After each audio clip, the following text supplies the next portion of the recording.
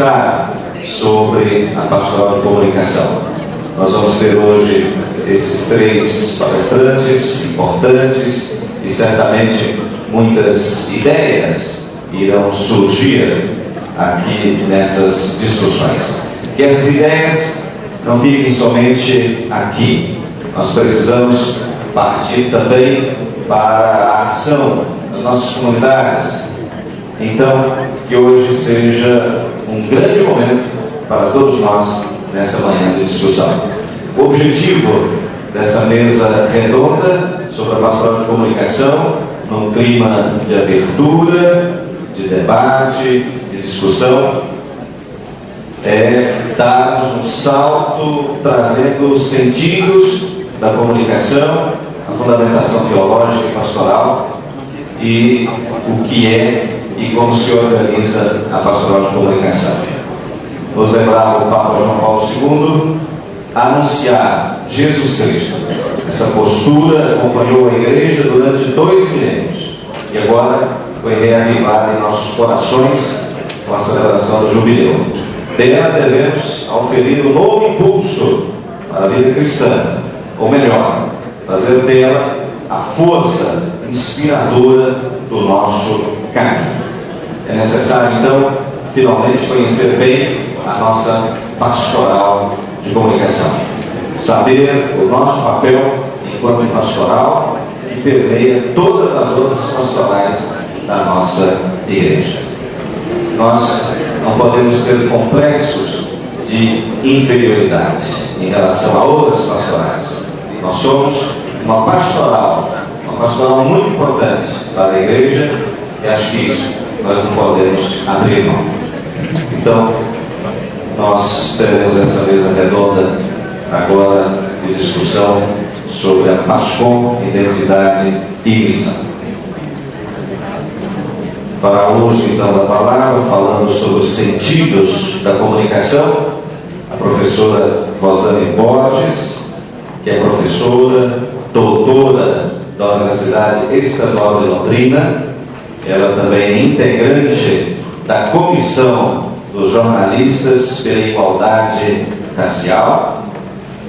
Ela também trabalha para a ONU, ela é observadora do IDH, que é o Índice de Desenvolvimento Humano, no critério de gênero e raça. Seja bem-vinda, professora Rosane Borges. Obrigada por convidar. Eu começaria agradecendo, e não é apenas um ritual, protocolar, o agradecimento. Eu agradeço profundamente o convite, a lembrança da irmã Elis.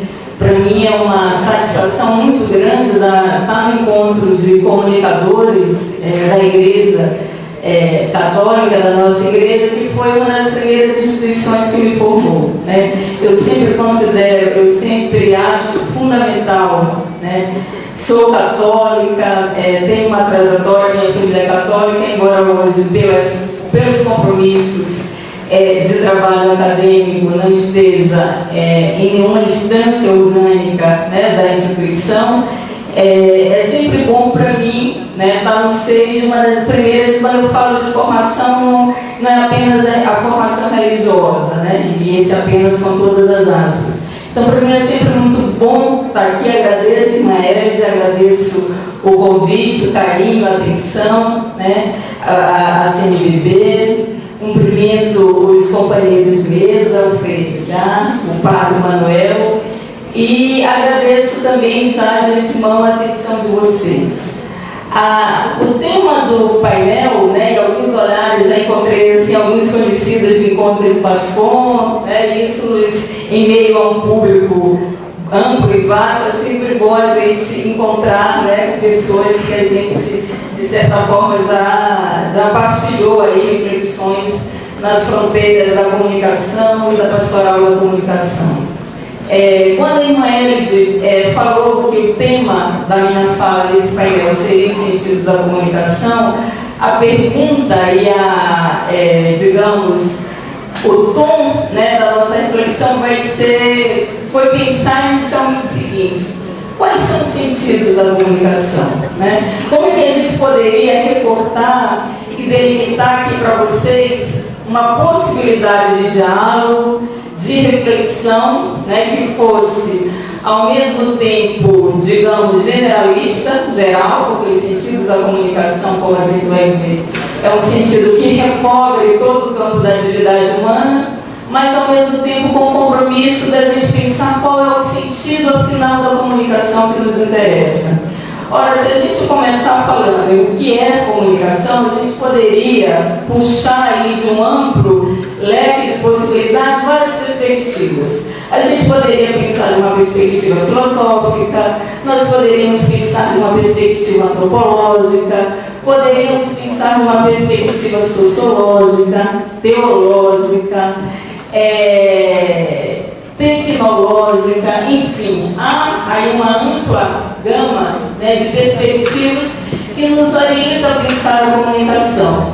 Mas eu adianto para vocês que eu não vou esmiuçar os sentidos da comunicação didaticamente a partir desses conceitos, embora o que a gente vai tentar levantar aqui, de certa forma, trata de uma filosofia, trata de um humanismo, trata de uma tecnologia que não é tecnicismo. E em nome de que, né, a gente fala e pensa a comunicação.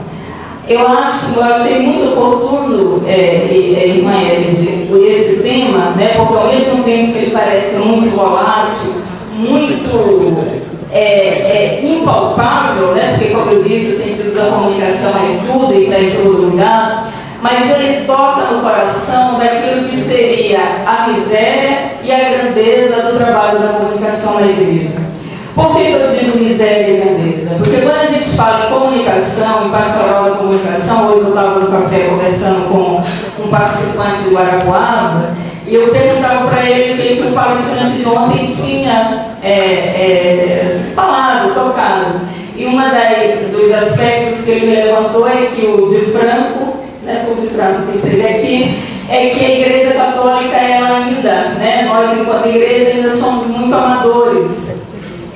No que diz respeito ao fazer comunicativo, considerando a cultura contemporânea. Nós vivemos uma sociedade marcada pela comunicação. Quando a gente fala comunicação, a gente está falando dessa comunicação mediatizada, e a igreja, de certa forma, nós, igreja, de certa forma, ficamos sempre aquém, procurando responder a isso, mas sem os ajustes necessários para uma sociedade veloz, para uma sociedade que sempre busca mais informação. Ora, se a gente toma isso como um diagnóstico preciso e verdadeiro, a gente tem que pensar inicialmente, né, que sentidos então da comunicação que a gente quer? Qual é o sentido? Né? Será que apenas correr, muitas vezes, de maneira inglória, compra o tempo para a gente ter um programa de rádio, canal de televisão, internet, porque a nossa busca é uma busca também pela disputa de meios e tecnologias. Mas será que a nossa disputa é uma disputa que pode estar no mesmo âmbito e de preocupação de uma Rede Globo, por exemplo? Será que quando a gente pensa e quando a gente estabelece, levanta esse diagnóstico, o nosso diagnóstico, o que move nossos interesses, são os mesmos interesses que movem a Rede Globo, que quando diz que o Big Brother Brasil existe, porque o povo quer Big Brother Brasil, porque a Globo particularmente acha o Big Brother um lixo? Será que os nossos interesses são movidos pelos índices de audiência, ou os nossos interesses são movidos por aquilo que mede a noção de vínculo e de radicalidade do encontro com o outro? Eu já aponto esses questionamentos para a nossa reflexão, porque eu diria que pensar sentidos da comunicação na nossa fronteira, no nosso território, é pensar de maneira muito decisiva que comunicação tecnológica, mediada não por meio de comunicação, pelas mídias, pelos artefatos tecnológicos, é pensar radicalmente naquilo que constitui o humano e naquilo que nos dá o horizonte da nossa humanidade. Portanto, é pensar na renovação do papel missionário da igreja. Pensar em meios tecnológicos de comunicação, e nesse sentido que está implícito aí, muito mais mais do que a gente compensar, né, e transpor o déficit que é real, né, nós somos amadores, a gente não está preparado para fazer comunicação na igreja, porque olha o padre que é designado pelo bispo e chega, olha, você vai ser o coordenador do debate. E muitas vezes esse padre não teve nenhum treino, ele não passou por uma faculdade de comunicação, ele vai ter que aprender ali agora. Ou é o leigo, né? O leigo é religiosa que tem que enfrentar esse problema. Então, como é que a gente pode pensar tudo isso? Eu vou passar um vídeo para vocês, curto. É um vídeo que vai orientar muito a nossa reflexão nesse sentido. É um vídeo do Observatório da Imprensa. Esse vídeo tem 3 notícias. Eu pediria para vocês que ele fale de 3 ou 4 notícias. Existe a última notícia, que é a notícia sobre o abraço corporativo. Eu não sei se vocês chegaram a ver esse vídeo, esse documentário, mas esse vídeo que eu vou passar para vocês é uma discussão sobre o abraço corporativo para a gente fazer imediatamente a ligação com os sentidos da comunicação que nos interessa. É só colocar aqui, né?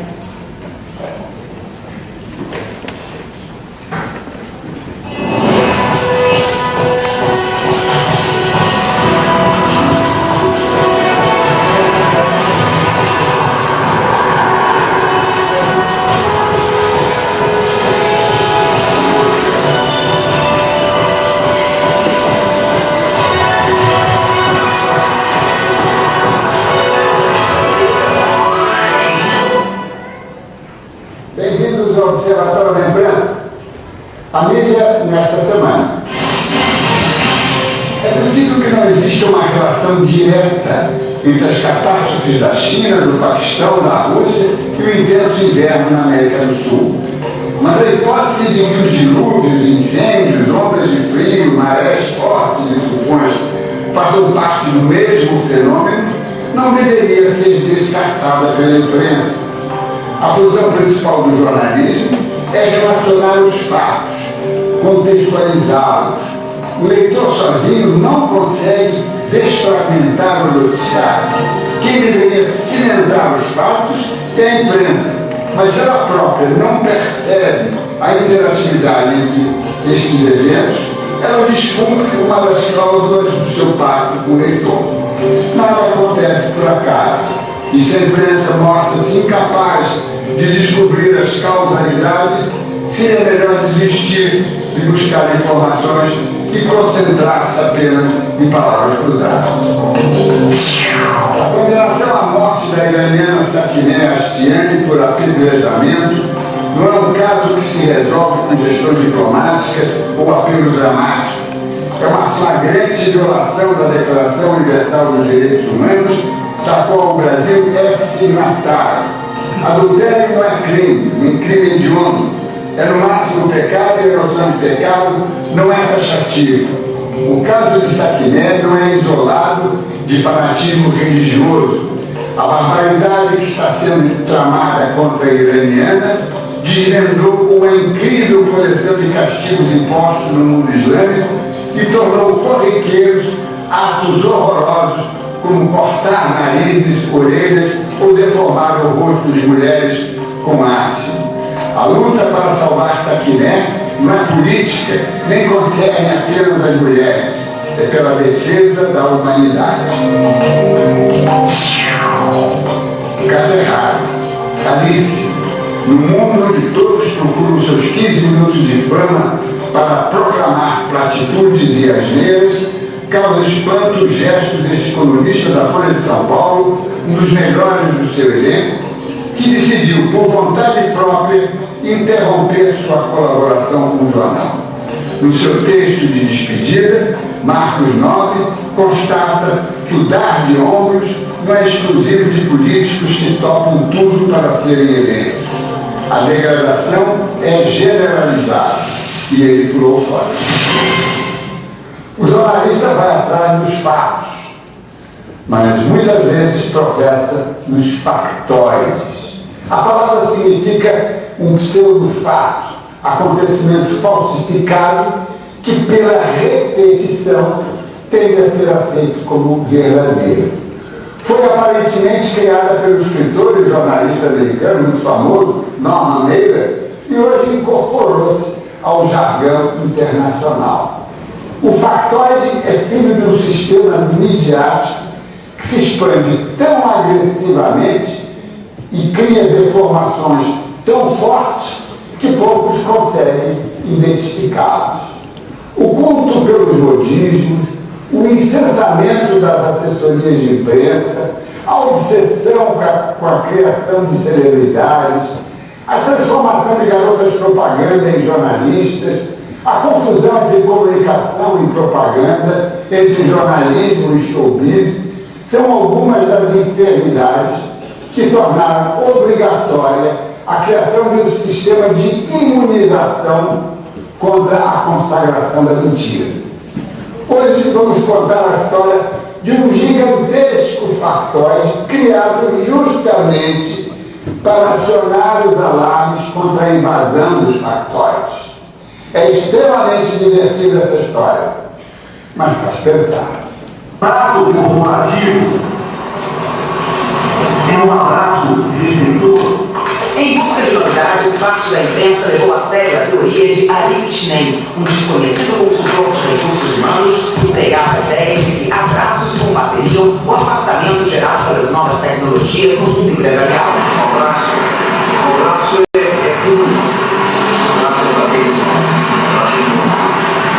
Durante um ano, um ator divulgou a inusitada e fictícia teoria criada pelo jornalista e diretor Ricardo Kaufman para o documentário O Abraço Corporativo, lançado em junho. O filme mestra a trajetória do falso consultor de RH com entrevistas sobre a produção de notícias nos dias atuais e um espaço aberto para pautas inconsistentes e irrelevantes. Para divulgar a teoria valia tudo. Em 2006, Kaufman aproveitou a grande popularidade da campanha dos abraços grátis do australiano One Man, que teve mais de 50 milhões de acessos na internet, e mandou seu personagem para a Avenida Paulista pedir abraços. As imagens viraram um filme institucional e também virou hit no YouTube. Um abraço, outro abraço, para essa vez, para a solidão.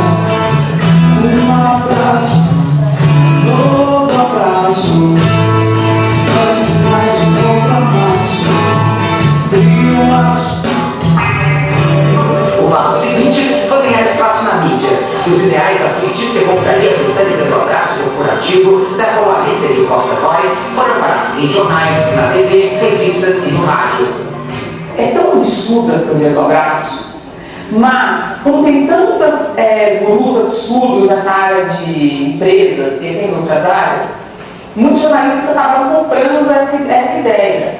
E aí eles usaram dois fetiches que dão certo com jornalista. Pesquisa, então falavam que tinham pesquisas mostrando melhoria no desempenho e tal, e um nome estrangeiro. Inventaram uma confederação inglesa, britânica do abraço, uma besteira dessa.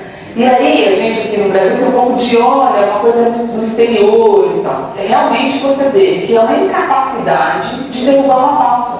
Eu acho que isso é um outro problema que a gente enfrenta hoje.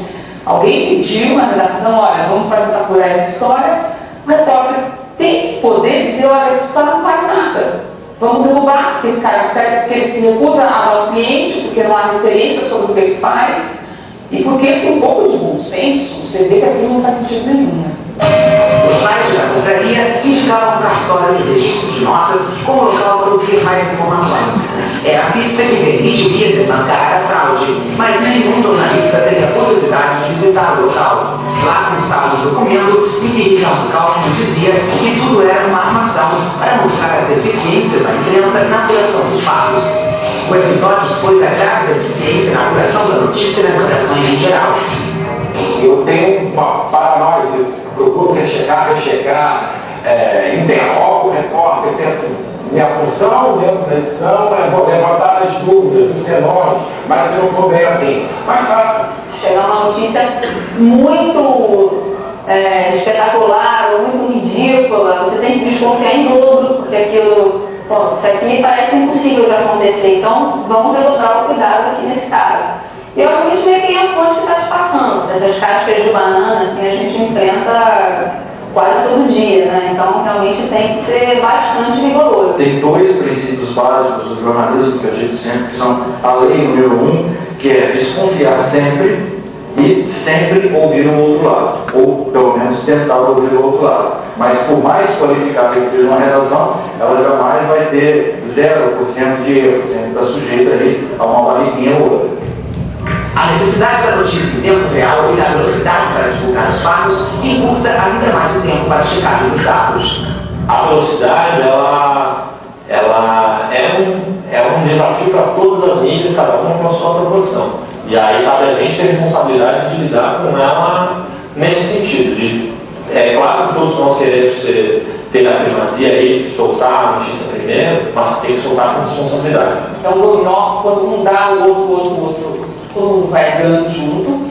E tem esse fenômeno do YouTube. Acho que hoje em dia as coisas bombam muito rápido e a mídia tradicional quer estar na onda e quer mostrar que somos nossos fenômenos no YouTube. A falta de criticidade, de você acreditar em qualquer coisa que te vendam. De falar, tal, isso aqui vai ser divertido, engraçado. Como muitas notícias são bizarras hoje em dia, beiram a ficção, e com a internet as coisas aparecem com muito mais rapidez do que no passado, você acaba acreditando em quase tudo.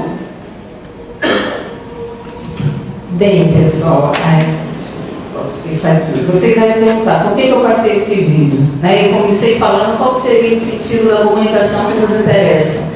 Se vocês acompanharem bem essa história, trata-se de um grande factoide.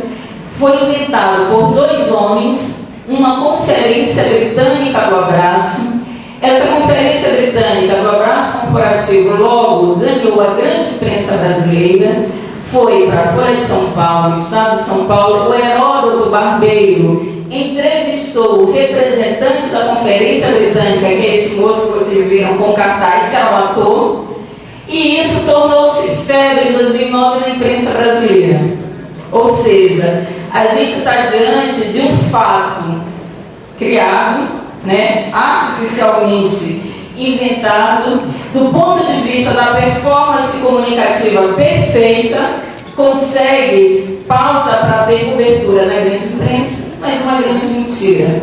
Por que do ponto de vista da visibilidade esse acontecimento teve sucesso? Até a ombudsman da Folha diz, olha, ele pegou algo que jornalista gosta muito, pesquisas, e colocou no inglês. Então eles criaram, né, falsos releases, pautas, e começaram a encaminhar para toda a imprensa do Brasil. E isso deu uma febre, todo mundo queria entrevistar esse cara. Foi para o YouTube, eu não sei quem mora em São Paulo, capital, e que passava na Avenida Paulista na época que não morava lá, e eu vi esse moço, e ele dizia que ele era representante dessa conferência britânica e todo mundo corria para dar um abraço. Né? Então, em nome de uma mentira, ele conseguiu mobilizar pessoas na Avenida Paulista, dizendo que um abraço faz bem. Ora, todos nós sabemos disso. Mas nem sempre a gente dá um abraço ao nosso vizinho. Ou seja, foi preciso uma campanha publicitária para mobilizar a imprensa para dizer que o abraço faz bem, e isso fez sucesso. E aí a pergunta, e é por isso que eu perguntei em nome de quê, qual é o sentido da comunicação que a gente quer? A gente não quer apenas uma comunicação perfeita do ponto de vista da performance técnica ou tecnológica. Essa campanha ela foi impecável. Ela foi uma campanha que soube como ganhar visibilidade a partir da visualidade do YouTube, da imprensa escrita, da televisão, do rádio. Foi vista por muitas pessoas, mas ela não tinha um compromisso com aquilo que a gente começou falando inicialmente. Ela não tinha compromisso com a verdadeira comunicação. É sempre complicado a gente falar o nome verdadeiro ou falso, e parece algo messiânico, né? Porque quem tem, na verdade, a verdadeira comunicação, se a gente parte de um ponto de vista religioso, a verdadeira comunicação emana de Jesus Cristo. Então, essa mentira nos leva a pensar que não adianta, quando a gente fala em sentidos da comunicação, não adianta a gente apenas pensar que comunicação se reduz a uma boa pauta e a gente saber fazer tecnicamente, porque eu concordo que temos que aprender, né? É urgente. Mas esse sentido primeiro, né, que é muito abandonado pela nossa comunidade, pela nossa imprensa, pela mídia, deve ser resgatado por nós. A moral da história é exatamente essa. A gente tem a Globo, é um show de bola em termos de comunicação tecnológica. Embora em alguns índices de audiência ela venha caindo, ela erre aqui e ali, é inegável o papel, né, da Globo no que diz respeito a uma performance comunicativa de transmissão e visibilidade. Agora, será que a Globo está em conformidade com essa verdadeira comunicação? Se a gente entende que não, então é preciso que nós pensemos e reorientemos as nossas práticas humanas e tecnológicas a partir desse sentido primeiro. E eu passaria agora para vocês, vai ser um slides muito... Esse meu material tem um texto no Word. E a gente começou falando exatamente sobre isso, né, do campo heterogêneo da comunicação. Mas quando eu falo novamente, faltando a ideia de sentido, a gente costuma dizer que nós estamos numa crise de sentido, não é verdade? Esse mundo de hoje há uma ideia que nós vivemos numa sociedade pós-moderna e que, portanto, há uma crise das narrativas, há uma crise da política. Voltando novamente ao lugar de onde nós vemos o mundo, o lugar de onde a gente atua, não é possível para o comunicador da igreja pensar e acreditar que nós estamos numa crise da narrativa. Existe uma narrativa que nos orienta, existe uma mensagem que nos orienta. Pensar em crise de sentido é pensar no esvaziamento da religião. A crise de sentido ela só tem sentido numa sociedade vazia de Cristo, numa sociedade vazia de mensagens.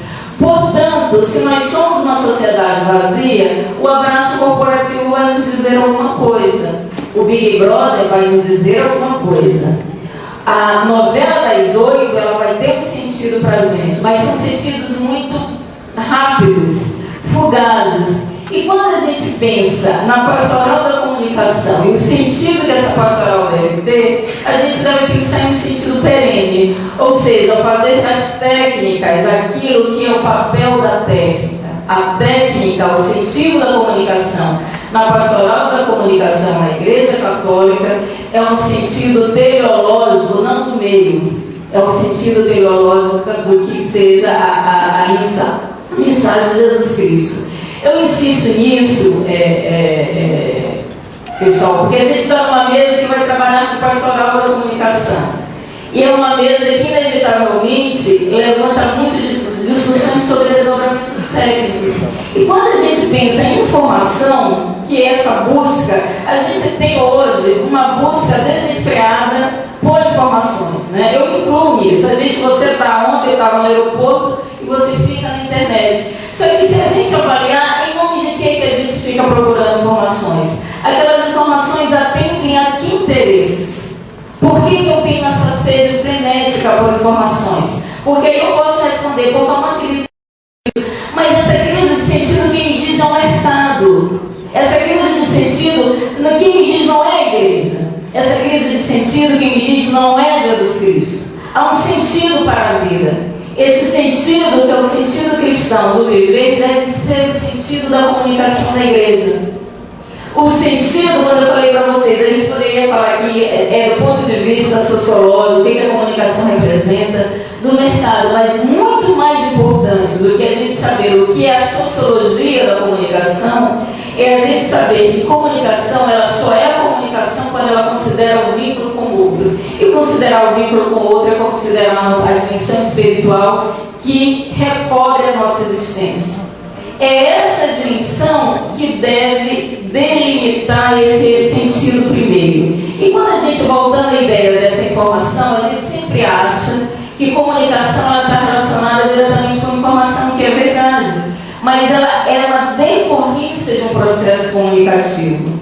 Elas são inseparáveis da história do homem, né? Nós temos rádio, televisão, internet, vários meios aí tecnológicos, mas esses meios tecnológicos, insisto, eles devem servir a gente como meio. O problema hoje da falta de sentido é que eles acabaram sendo a finalidade das nossas vidas. tem um celular X e a gente quer um smartphone. Amanhã a gente vai ter outra coisa, porque não é mais técnica, é fim. A finalidade, o sentido da comunicação para a pastoral não é a televisão. O sentido da comunicação para a pastoral da comunicação não é o rádio.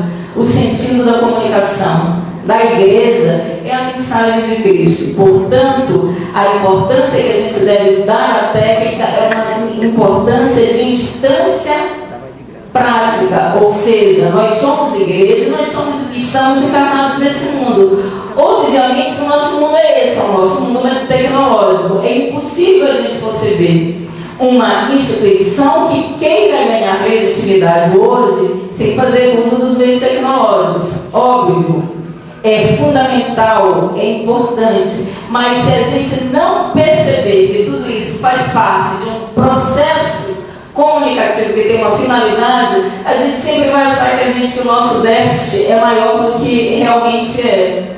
O nosso déficit em termos tecnológicos, em termos de performance, de atualização da prática, é um déficit que deve ser superado, obviamente. Mas se a gente não perder de vista esse nosso horizonte, a gente pode cair, evidentemente que eu estou exagerando o exemplo, nos problemas dos chamados factoides.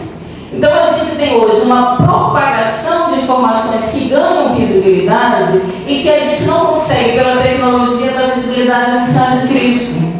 Eu acompanhei por esses dias, é uma coisa que me entristeceu muito e que viu, não sei se vocês viram, que saiu do ar, mas isso já aconteceu há um tempo, que chegou até um relatório sobre violência juvenil.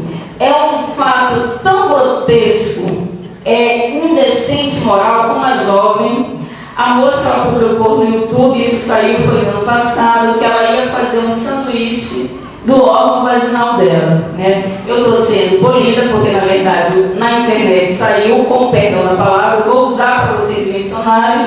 A jovem falou que ia fazer um sanduíche de buceta, com todo perdão aqui, com as autoridades, com senhores e senhoras. Essa moça publicou esse vídeo como fazer um sanduíche desse jeito. Ela pegou o pão, ela fez a maionese e literalmente esfregou esse pão no órgão genital dela. Isso foi publicado. Imaginem vocês, eu não sei se alguém de vocês teve notícia dessa informação, a família dessa menina trata-se de uma família católica. Imagine que estrago essa menina não fez para os pais dela. O que é ir para a missa todos os dias com a filha que expôs o seu órgão genital com pão? Por que eu estou querendo dizer isso? O que isso tem a ver com o sentido da comunicação? Se a gente não se der conta que a gente perde nossos jovens, que a gente perde os nossos adultos para a visibilidade, que às vezes os satisfaz temporariamente, a gente afeta até a nossa vida. Pensando na visibilidade, essa jovem, ela está dentro do código da visibilidade. Ela ganhou visibilidade ao expor o corpo, ao expor um órgão sexual dela, fazendo uma coisa das mais brutais que a gente pode pensar, porque inumano que ela fez, né, um ser humano, coloca isso na internet e de se tratar de uma família que tem uma tradição católica. Então, isso fere de morte o princípio cristão que movia todas as famílias, né? Imaginemos o que esse pai, como ele considera que ele faliu no processo educativo da filha.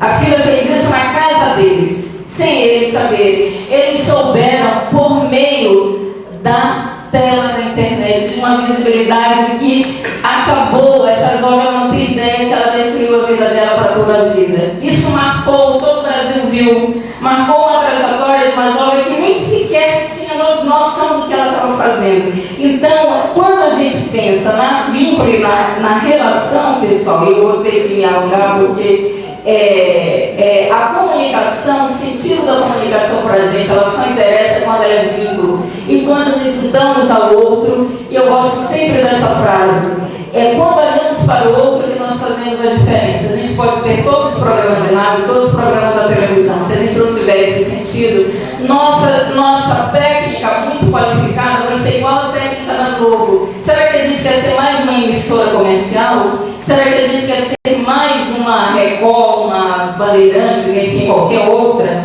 É só uma E só uma coisa pode dar um nome bom para essa junção, que é o amor. Segundo o filósofo Karl Jaspers, a comunicação é, nesse sentido, emancipatória quando ela não é apenas um dispositivo técnico ou meios técnicos de colocar produtos, mas quando ela é uma dolorosa e recíproca interrogação sobre si mesma e sobre o outro. Então eu já encaminharia a minha fala para perguntar, será que quando a gente pensa em sentidos da comunicação, a gente está pensando nesse processo doloroso de pensar o outro? Porque quando a Globo pensa o outro, ela não pensa o indivíduo, ela pensa a audiência.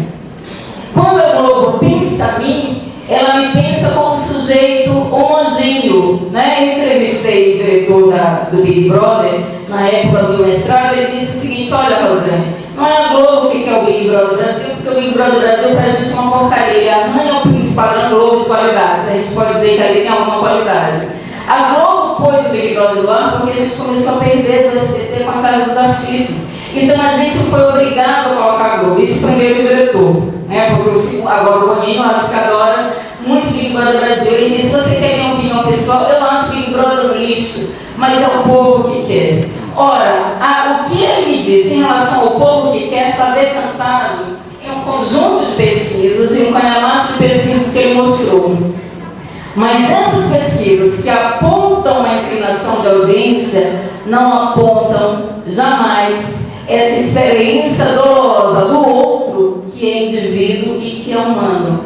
A indicação de audiência é uma indicação de mercado. Portanto, eu insistiria no nosso sentido da comunicação, é esse sentido que é doloroso, porque pensar o outro, pensar o que está do lado, a gente ama, né? Mas também já diria os psicanalistas que o mal mora no coração do homem, no sentido que nós somos ambivalentes, é a gente também saber que comunicar é admitir o outro em sua plenitude. Portanto, comunicar e fazer da técnica apenas um meio, mídia é meio, para que a nossa missão teleológica, que é compromisso com a mensagem de Cristo, possa realmente reativar o que é comunicar, que é pôr em comum. Afinal de contas, esse é o verdadeiro sentido da comunicação. Não mais me alugarei, o meu texto está em Word, o padre Clóvis depois vai disponibilizar, porque trata-se de um painel e não uma palestra. Então eu já passarei